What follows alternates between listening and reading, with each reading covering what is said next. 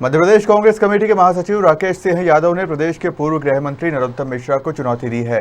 उन्होंने ट्वीट कर कहा है कि यदि मिश्रा कांग्रेस छोड़ भाजपा में शामिल हुए मात्र 50 लोगों की सूची दे दे तो वे उन्हें 50,000 रुपये इनाम में देंगे।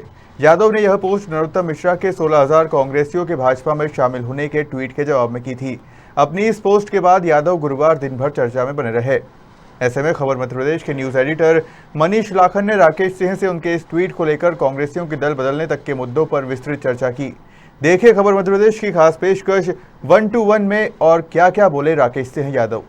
नमस्कार, मैं हूं मनीष लाखन और आज खबर मध्य प्रदेश में हमारे साथ हैं मध्य प्रदेश कांग्रेस कमेटी के महासचिव राकेश सिंह यादव जी।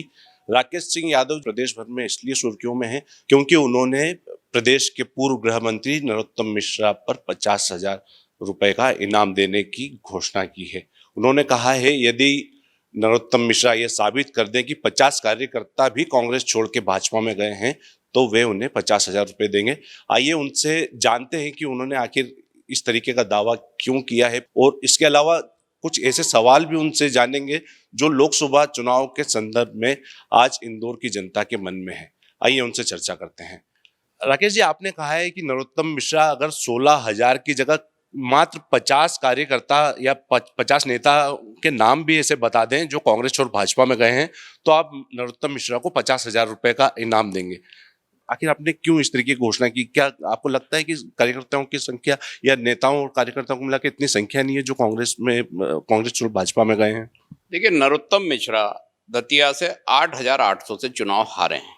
चुनाव हारने के बाद अभी गर्मी भी बहुत है तो बोरा गए हैं, जैसे आम बोर आता है। अब उनको राजनीतिक महत्वाकांक्षा के चलते कांग्रेस का सहारा लेकर अपने आप को साबित करने की कोशिश कर रहे हैं। वो झूठ पे झूठ बोल रहे हैं।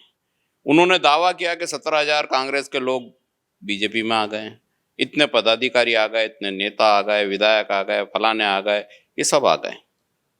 मैंने इस बात पे लेके उनको ट्वीट करा है कि वो 50 नाम भी कांग्रेस के पदाधिकारी के, पूर्व विधायक के, पार्षद के, वर्तमान विधायक के नाम, पता और मोबाइल नंबर दे देंगे या पद का नाम दे देंगे तो उनको 50,000 रुपये इनाम मैं स्वयं उनके बंगले पे पहुंच के दूंगा। और अगर नहीं कर पाते हैं तो उनको माफी मांगना चाहिए और कांग्रेस के नाम पर राजनीतिक रोटियां नहीं सेकना चाहिए। अगर उन्हीं के मुख्यमंत्री उनको महत्व नहीं देते हैं तो ये कांग्रेस की गलती थोड़ी है, उनके बीजेपी संगठन की गलती है। जिस तरह का वो संगठन बना के प्रचारित कर रहे हैं वो ना तो भाजपा का कोई अधिकृत संगठन है। वो अपनी शक्ति दिखाने के लिए किराए के मजदूर लेके आते हैं, सवेरे बंगले के सामने खड़ा करते हैं, कांग्रेस के झंडे दे देते हैं, ढोल ढमाके बजवाते हैं, वीडियो बनवाते हैं, वायरल करते हैं कि कांग्रेस के लोग आ गए। वो 50 नाम की लिस्ट तो दें अधिकृत, उसके बाद दावा करें। Guinness book of the world की बात करते हैं। Guinness book of the world में तो उनका रिकॉर्ड जाना चाहिए कि गृह मंत्री रहते हुए 8,800 से वहाँ कांग्रेस के उम्मीदवार से हारे हैं। उनको विपक्ष का काम जनता ने सौंपा है, दतिया में रहकर जनता की सेवा करें। अब इस तरह की राजनीति अगर करेंगे तो निश्चित तौर पर अपमानित तो होंगे। तो राकेश जी, जैसे अगर केवल हम इंदौर की ही बात करें, अगर इंदौर जिले की बात करें तो दरबार कांग्रेस छोड़कर पहले जा चुके थे, अब वो भाजपा में शामिल हो गए हैं। संजय शुक्ला हैं, विशाल पटेल हैं, ये सब कांग्रेस छोड़ के भाजपा में शामिल हुए हैं। तो क्या इनके साथ जो अगर कार्यकर्ताओं की गिनती भी कर लें तो इतने कार्यकर्ता नहीं जितना आप बता रहे हैं? देखिए, दावा ये होता है, आज जिनके नाम ले रहे हैं आप खुद देख लीजिए जाके कि उनके साथ कितने लोग बीजेपी में गए हैं। एक गाड़ी में 5 लोग आते हैं, बाकी चौराहे के किराए से बुला के लाते हैं 250-300 रुपये में ढोल धमाके बजाने, झंडे हिलाने वाले। ये सब जानते हैं, नरोत्तम मिश्रा भी जानते हैं, कांग्रेस के नेता भी जानते हैं। ये सिर्फ अपने व्यक्तिगत वजह से गए, अपना व्यापार व्यवसाय। और अब इनको ये लग गया है कि कांग्रेस में जब ये चुनाव लड़े और इतने वोटों से हार गए, अपना प्रदर्शन ठीक नहीं कर पाए, तो इनको अब लगता है कि कांग्रेस में ना तो टिकट मिलेगा, ना कांग्रेस से कोई जीतने की इनकी उम्मीद है भविष्य में। जब उम्मीद नहीं है, राजनीतिक एक तरह से समाप्ति की ओर है, तो अब वो व्यापार व्यवसाय पे ध्यान देंगे। इसलिए जो सत्ता में पार्टी रहती है उसके साथ मिलकर काम करेंगे। बीजेपी में कोई इनकी राजनीतिक महत्वाकांक्षा पूरी होगी ऐसी उम्मीद आप तो इनको करना भी नहीं चाहिए और कर भी नहीं रहे। उनको भी पता है कि भारतीय जनता पार्टी इनको ना तो कभी कोई टिकट देगी, ना किसी लेवल पर पहुंचाएगी। लेकिन अब उनको सिर्फ अपना घर परिवार चलाना, अपना व्यापार व्यवसाय बढ़ाना है। और जैसा एक अभी वरिष्ठ नेता ने दूसरी जगह जाके बोला था कि बीजेपी में तो सारे गरीब लोगों के लिए दरवाजे खुले हैं, अमीरों के लिए नहीं खुले हैं, तो 3 गरीब तो आ ही गए, संजय शुक्ला, विशाल पटेल, पंकज संघवी, ये सबसे ज़्यादा गरीब थे इंदौर में, इनको उन्होंने ले लिया पार्टी में।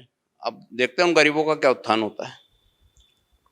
तो जिस तरीके से संजय शुक्ला और विशाल पटेल जो छोड़कर गए हैं, तो ऐसा लगता नहीं कि एक विधानसभा क्रमांक 1 और देपालपुर में उनके जाने से जो इंदौर लोकसभा सीट में आपका मत का परसेंटेज और नीचे जा सकता है, ऐसा कहीं कोई आशंका आपको नजर आती है? देखिए, निश्चित फर्क पड़ता जब वो चुनाव जीते होते।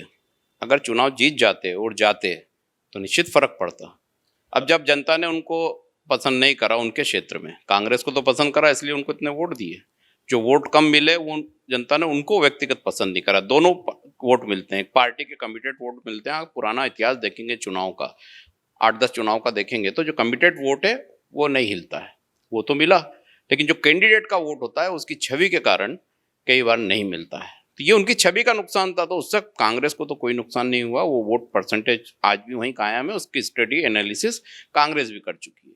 लेकिन उनकी जो व्यक्तिगत नुकसान उनकी छवि का है, वो ना तो बीजेपी में पूर्ति हो सकती है, ना कांग्रेस में होने की संभावना थी। तो कांग्रेस को उनसे कोई लाभ आने वाला विषय नहीं है। ये जो नेता जो छोड़कर गए हैं, ये कहीं ना कहीं ये आरोप लगाते रहे किसी ने, जैसे पंकज संघवी जीतू पटवारी को लेकर कि हमें कॉन्फिडेंस में नहीं लिया, बड़े नेताओं को कॉन्फिडेंस में लेकर नहीं चलते हैं। किसी ने राम मंदिर का मुद्दा उठाया, कि कितने इनके आरोप आपको जायज नजर आते हैं? देखिए, जब कोई ऑप्शन नहीं रहता, आप जब हार जाते हैं और जब आपको लगता है कि अब आपका भविष्य कुछ नहीं है, तो फिर इस तरह के आरोप लगा के जाएंगे। पंकज संघवी जो इतने बार चुनाव लड़े, कांग्रेस ने इतना मौका दिया, आप खुद की क्षमताओं से ही चुनाव नहीं जीत पाए, आप में ही कमी थी। डिफेक्टिव पीस होने के बाद भी कांग्रेस ने आपको स्वीकार करा इतने सालों तक। अब अगर आप किस मुंह से ये बात करेंगे कि प्रदेश अध्यक्ष ने आपसे बात नहीं करी? भाई, आप तो इतने सीनियर थे, आपको तो कांग्रेस छोड़ना ही नहीं थी, आपको तो और इस समय कांग्रेस को साथ देना था जब जरूरत थी। लेकिन ये सब मौका परस्त लोग हैं, इनका कोई भविष्य पॉलिटिकल नहीं है। ये व्यापारी पहले भी थे, आज भी व्यापारी हैं और जीवन भर व्यापारी ही रहेंगे। ये राजनेता नहीं है। और जन सेवक का तो सवाल ही नहीं। जनता की कौन सी सेवा करते हैं आप खुद देख लीजिए। पैसे से ही सिर्फ जनता को खरीदते हैं, पैसे से ही प्रभावित करते हैं।